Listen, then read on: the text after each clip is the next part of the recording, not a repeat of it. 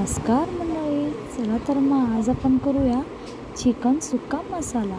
त्यासाठी आपण एका पॅनमध्ये तेल घ्यायचं, त्यात कांदा घ्यायचा 2 उभे कापून आणि त्याला मस्तपैकी ब्राऊन होईपर्यंत शिजवून घ्या। कांदा शिजेपर्यंत एका बाजूला चिकनचे तुकडे स्वच्छ धुवून घ्या।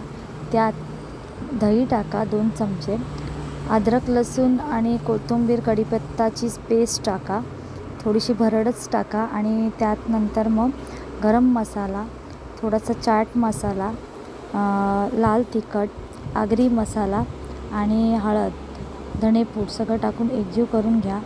मग नंतर जो कांदा आपण ब्राऊन केलेला आहे तो टाका, मस्त एकजीव करून घ्या। थोडंसं मीठ टाका।